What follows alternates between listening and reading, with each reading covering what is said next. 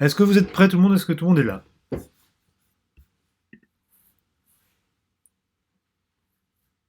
Dites-moi si vous m'entendez.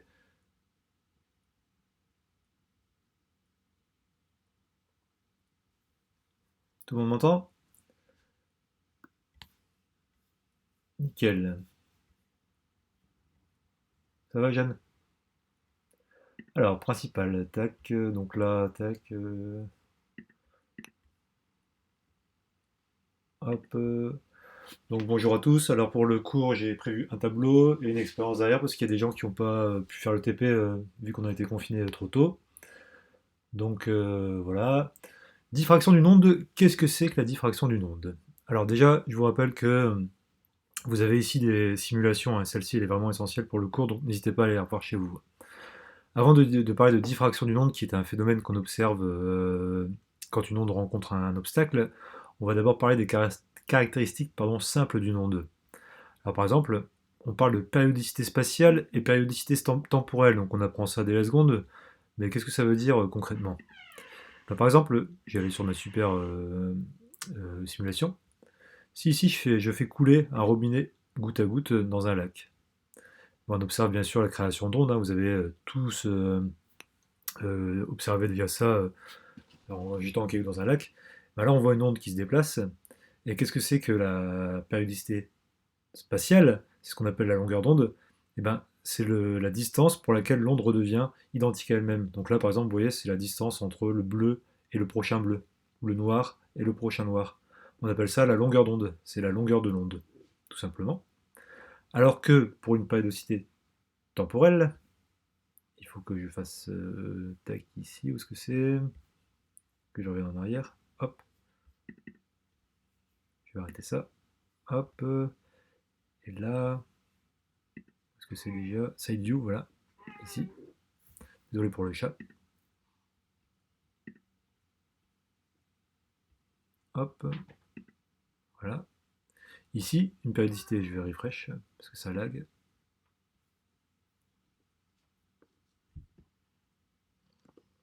Et en plus, je me fais envahir par le chat. Hop, voilà. Là, imaginez un bouchon ou quelque chose sur le rebord du lac. Et là, vous voyez, ici, on a une onde qui se crée quand on a un goutte à goutte et une périodicité finalement spatiale.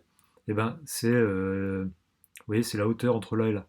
Enfin, pardon, temporelle, excusez-moi. C'est le temps qu'il faut pour l'onde à revenir à son point de départ. Donc là, on est sur une périodicité temporelle. Hop, il y a un certain temps pour que l'onde revienne à son point de départ. Donc ça, c'est ce qu'on appelle la période. Et vous voyez, ça ne dépend pas d'une notion de distance, ça dépend que du temps que met l'onde pour revenir à son point de départ. Et on a une périodicité spatiale cette fois-ci, c'est-à-dire distance pour laquelle l'onde redevient identique à elle-même. Hop. Alors du coup, si on doit résumer tout ça, bah, la périodicité spatiale, c'est ce qu'on appelle tout simplement la longueur d'onde. Elle se note lambda, hein, en mètres. Alors lambda, vous voyez le y inversé. Et c'est quoi concrètement? Ben, c'est la distance pour laquelle l'onde se retrouve identique à elle-même. Alors que pour la périodicité temporelle, on appelle ça naturellement la période, donc elle se note t en secondes. Voilà. Alors secondes, c'est l'unité officielle, hein, ça peut être en heures, en minutes, en années, etc. Voilà, c'est pas une distance, c'est le temps pour lequel l'onde se retrouve identique à elle-même. Et donc, on a une relation entre lambda et t. Si la vitesse, c'est une distance sur un temps, et qu'on dit que la longueur d'onde, c'est une distance, et que la période un temps, et qu'on appelle la vitesse d'une onde la célérité, la célérité d'une onde, sa vitesse, si vous voulez, sa vitesse de déplacement, est égale à lambda divisé par la période. Donc ça, c'est une formule qui est très facile à retrouver, hein. C, c'est une vitesse c'est distance sur temps. La longueur d'onde étant en mètres, c'est une distance. La période étant en secondes, c'est un temps. Donc longueur d'onde sur période égale célérité. Alors pourquoi je parle de ça? Parce qu'en fait, le phénomène de diffraction s'observe quand on considère la périodicité spatiale. C'est-à-dire qu'on va parler de longueur d'onde très souvent, hein. On va parler de longueur d'onde pour définir le phénomène de diffraction. Mais comme il y a une relation entre la longueur d'onde et la période, finalement ça revient au même de parler de la période ou de la longueur d'onde. Mais là, souvent, on va parler de longueur d'onde parce qu'on parle d'une notion d'un phénomène qui se produit dans l'espace. Alors, c'est quoi un phénomène de diffraction? Alors, avant de rentrer dans le vif du sujet, revenons sur notre super simulation là. Hop. Et ben là, imaginez, ça c'est une machine à vagues. Qu'est-ce qui se passe quand une vague rencontre un obstacle? On observe une déformation de l'onde. Ben ça, c'est en première approximation un phénomène de diffraction. En fait, c'est ce qui se passe quand une onde d'une certaine longueur d'onde, vous voyez l'écart là entre le bleu et le noir, rencontre un obstacle, que ce soit un trou ou un obstacle plein, qui a à peu près les mêmes dimensions que la longueur d'onde. Quand une onde avec une certaine longueur d'onde, par exemple si une onde avec une longueur d'onde d'un mètre rencontre un trou qui fait 1 mètre 50, eh ben, il va y avoir un phénomène de diffraction, c'est-à-dire que l'onde va se retrouver perturbée. Donc ce qui marche avec une onde mécanique, hein, par exemple de l'eau, des vagues, que vous pouvez observer d'ailleurs aux abords d'un port quand vous irez en vacances cet été, s'il n'y a plus le Covid, bah, ça marche aussi avec les ondes lumineuses. Alors les longueurs d'onde des ondes lumineuses étant beaucoup plus petites, eh ben, il faut que la lumière traverse un tout petit trou ou rencontre un tout petit obstacle, type un cheveu, pour observer un phénomène de diffraction. Alors c'est ce qu'on observe ici, hein. Par exemple, si un laser rencontre un petit trou, on va observer un phénomène de diffraction. Mais pour ça, rien ne vaut l'expérience, et normalement je l'ai faite ici, donc ce qu'on va faire, c'est que j'essaie de refaire marcher ça. Je vais vous montrer pour ceux qui n'ont pas fait le TP. Hop, alors normalement on refresh. Voilà, donc là, tac, tac, tac. Donc là, normalement, vous devez voir un truc. Voilà. Alors regardez. Ici, j'ai un laser. Un laser qui possède une certaine longueur d'onde. Vous voyez? Et ce laser, je le fais percuter une petite fente qui est ici. Une petite fente. Et donc la dimension de la fente est dans la même ordre de grandeur que la dimension de la longueur d'onde du laser. Qu'est-ce que j'observe ici sur mon mur? J'observe ce qu'on appelle une figure, alors je sais pas, voilà, une figure de diffraction. Alors on la voit bien, vous la verrez mieux quand vous y reviendrez en place. On observe, si vous voulez, hop, une tache et plusieurs petites taches sur le côté. Alors je me rends compte que je parle, mais j'espère que vous avez entendu dans le micro, hein. Donc on a bien observé une tache avec plusieurs taches sur le côté. Alors ici sur ma simulation ça se voit mieux, hein. Quand une onde de certaine longueur d'onde, donc une onde lumineuse, rencontre un trou de la même dimension, à peu près, hein, aux ordres de grandeur près, et bien ici on observe une tache centrale et suivie de plusieurs petites taches. Le phénomène de diffraction dépend de, si vous voulez, du format de l'objet ou du trou. Par exemple, un trou carré nous donne une figure comme celle-ci. Après, j'ai pas essayé, hein. Deux trous, ça nous donne un phénomène d'interférence qu'on verra plus tard. Ici aussi, on observe plusieurs figures de diffraction. Et ça, j'ai pas essayé, qu'est-ce que c'est? Oui, voilà, si on fait rencontrer un petit objet, on observe ici un phénomène de diffraction. Donc le phénomène de diffraction, il est il peut être problématique ou utilisé. En fait, il peut être problématique pour tout ce qui est lunettes, pour tout ce qui est optique. C'est-à-dire que quand la lumière rencontre les bords d'une lunette, eh ben, on peut voir flou. Donc sur les bords d'une lunette, si je fais ça, comme ça, on va essayer de trouver. Voilà. Quand la lumière rencontre les bords de la lunette, comme ça, ici, eh ben, on a ce qu'on appelle des phénomènes de diffraction tous les pourtours de lunettes. C'est ce qu'on appelle des aberrations chromatiques. Donc les opticiens, en fait, ils taillent leurs lentilles dans un sens pour éviter ce phénomène de diffraction. Et c'est un élément limitant pour les télescopes ou les choses comme ça, vous voyez. Hop. Mais ça peut être pas mal non plus, parce qu'en fait, comme il y a une relation entre la taille du trou et la longueur d'onde, si je connais une longueur d'onde, ben, grâce au phénomène de diffraction, je peux calculer la taille d'un trou. Ou si je connais la taille d'un trou, je peux aussi calculer une longueur d'onde. D'ailleurs, à l'origine, c'est comme ça qu'on a calculé les longueurs d'onde des lasers. On n'a pas mesuré avec une règle l'onde électroluminescente d'un laser. On a utilisé le phénomène de diffraction, et connaissant la taille d'un trou, eh ben, on peut connaître la longueur d'onde. Autre application, si je connais ma longueur d'onde, eh ben, grâce à la figure de diffraction et quelques petits calculs très simples, je peux calculer la dimension d'un objet. Parce qu'en fait, la diffraction marche avec un trou, mais aussi avec un objet. Il faut juste que les dimensions soient proches de la longueur d'onde. Donc c'est une méthode pour calculer des tailles de très petits objets. Voilà comment ils font en industrie pour calculer des tailles d'objets très petits, des cheveux, des choses comme ça. Alors du coup, on l'observe quand le phénomène de diffraction? Eh ben, c'est un phénomène qu'on observe quand une onde, qu'elle soit lumineuse ou mécanique, hein, rencontre un objet ou un trou dont les dimensions sont proches de la longueur d'onde de l'onde. Donc, quand une onde rencontre un objet ou un trou dont les dimensions du trou sont proches de la longueur d'onde de l'onde, on observe un phénomène de diffraction. C'est, en fait, j'aurais pas dû mettre de S, c'est finalement la seule condition, hein, sachant que c'est un objet ou un trou. Alors je regarde s'il y a des questions, a priori pour l'instant non. Si jamais vous ne comprenez pas des trucs, vous me le dites, hein, naturellement. Donc voilà. Je vous laisse marquer au cas où, je ne sais pas si vous êtes sur ordinateur ou pas. C'est un phénomène comme ça quand une onde rencontre un objet ou un trou dont les dimensions sont proches de la longueur d'onde. Alors diffraction du onde mécanique, c'est ce que j'ai fait avec ma simulation, hein. Vous voyez ici, on a des vagues. La longueur d'onde des vagues est à peu près équivalente à celle du trou. On observe un phénomène de diffraction mécanique. Ici, on le voit aussi, hein, on a des vagues, un trou. Ça aurait pu être un obstacle, hein, c'est pareil. Et on observe une déformation des ondes. Donc on observe une déformation des ondes. Le trou a la même dimension, à peu près, que la longueur d'onde.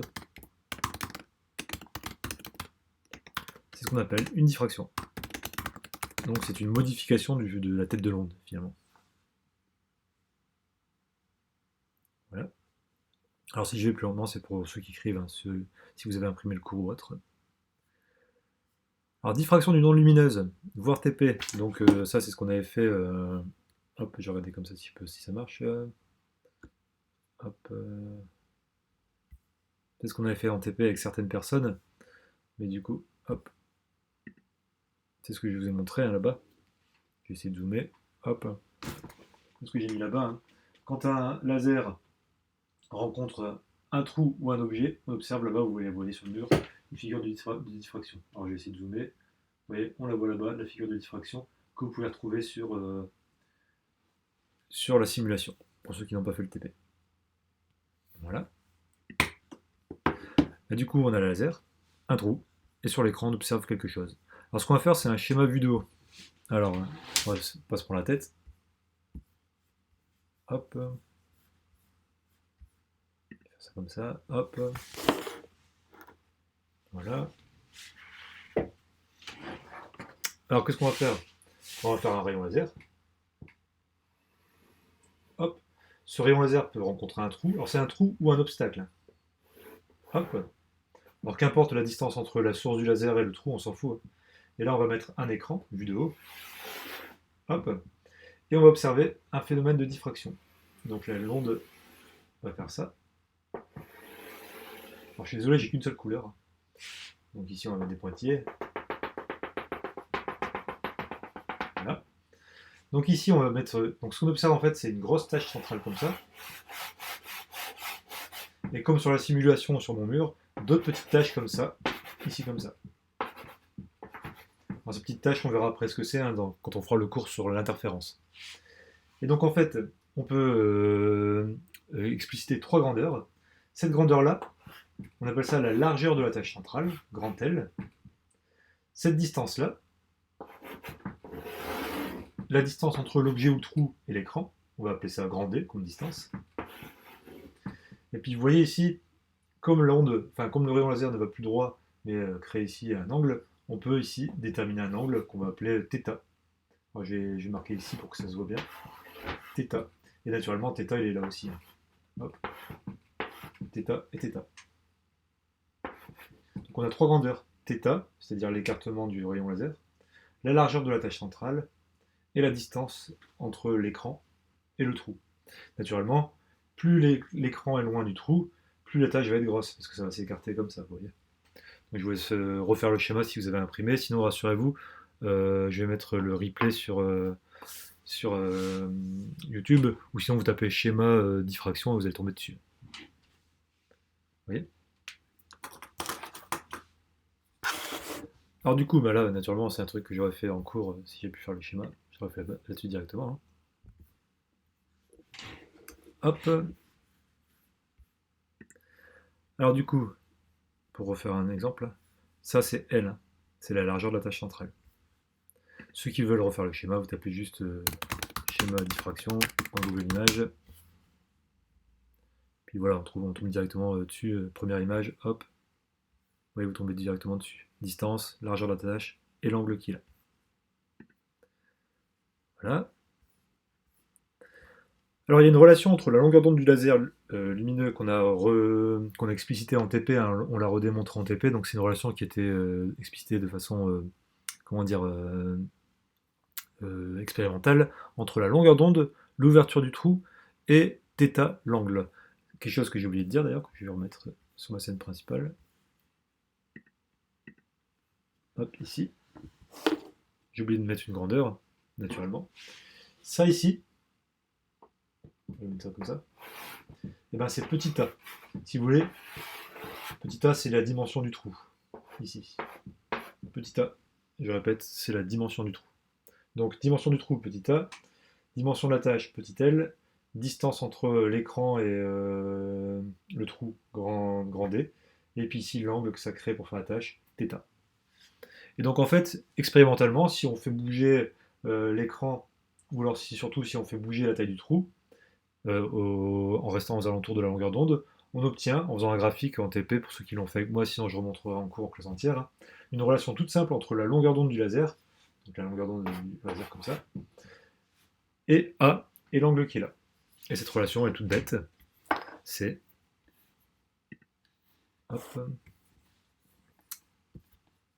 l'angle d'ouverture, l'angle caractéristique, hein, tac, est égal à la longueur d'onde du rayon. Alors souvent on prend un laser parce que c'est un rayon monochromatique, hein, sinon ça fait des figures de diffraction trop compliquées. Divisé, alors là je mets divisé comme ça, hein, par l'ouverture du trou, petit a, tout simplement. Alors si on doit expliciter les termes, je vais faire comme ça.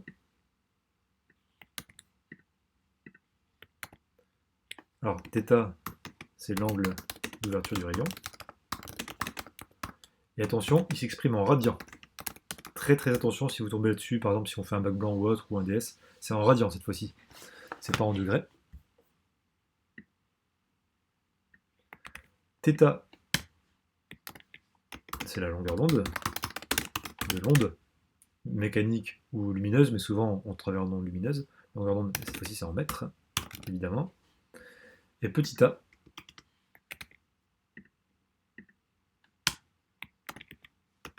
c'est la dimension du trou,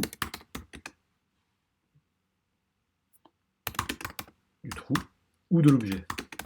Parce que ça marche aussi dans les deux sens. Hein. Ça marche avec un trou ou avec un objet. Et évidemment, c'est en mètres. Donc oui, ça je crois qu'on appelle ça θ, ouais. Voilà. Alors par contre, on peut faire cette formule-là, en fait, elle ne nous sert pas à grand-chose parce qu'il y a un angle et l'angle ça nous embête parce que on peut difficilement mesurer un angle. Vous voyez, quand on fait un phénomène de diffraction, pour un θ petit, on peut faire une simplification de Fraunhofer. Alors, qu'est-ce que ça veut dire ça? Je vais remettre ici. Hop, ma scène. Alors, si je regarde mon schéma ici, moi ce que je peux facilement mesurer avec une règle, c'est la taille de la tâche centrale, la distance entre l'écran et le trou, et le diamètre du trou, je peux le mesurer aussi. Vous voyez. Mais par contre, θ, je peux pas vraiment le mesurer parce qu'il faudrait que je sois vu de haut, que c'est quasiment impossible en fait. Il faudrait que je fasse une projection latérale et tout et tout. Donc c'est pas possible. Donc en fait, on peut retrouver une relation entre D, L et l'ouverture du trou et naturellement la longueur d'onde. Et pour ça, on va utiliser une notion de trigonométrie.